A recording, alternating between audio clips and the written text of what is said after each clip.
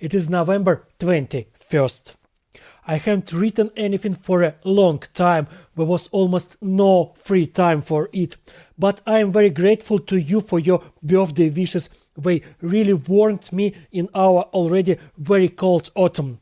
That time of the year has already begun, which since May I thought about with a shudder. The daylight hours are very short, there is mud underfoot when ice, and every day it is getting colder.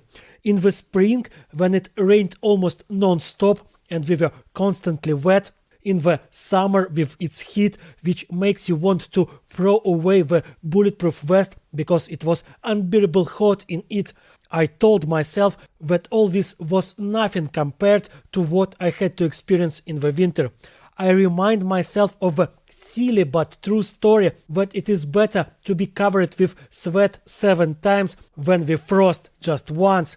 Getting wet in the rain in May and getting wet in the rain in November is completely different matter. In November there are 100 times more chances catching pneumonia, and therefore rain in May is just a small adventure and not a problem. You know, everyone understood, both in the summer and in the spring, that the war would not end until the winter, that all that we had already gone through last year we would have to experience again. And ice and cold and frozen ground, which cannot be dug, but it is necessary to dug. I have a personal memory from the last winter. We lived in a house on the outskirts of Bakhmut, the wall of which had several holes from the impact of shells. The wood-burning stove was able to hit only the first floor of this house, but there was not enough room for me there, so I slept on the second floor. I slept in a sleeping bag without taking off my outer clothes and sometimes without even taking off shoes. It was so cold there. I remember how one morning I woke up and saw that the water in the plastic bottle on the floor was completely frozen. There was solid ice. I didn't take my winter jacket for several days and still could not keep warm. As I said, we all understood that we would have to go through all this again, but there was still a spark of hope that the war would end before the cold, that we would no longer have to freeze in trenches and concrete bunkers, risking catching a cold in our kidneys and all other organs along with them. This spark went out with the first gust of cold winter winds.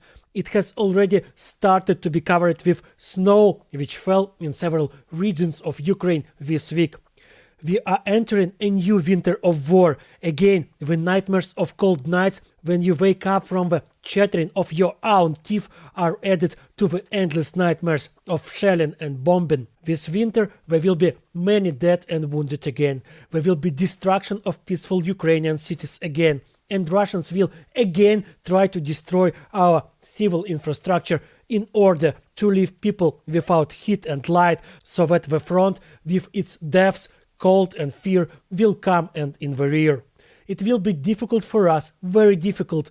I can't even explain how difficult it is even for civilians to live in the cold winter without heating and light under rocket fire, but we will endure, we must endure.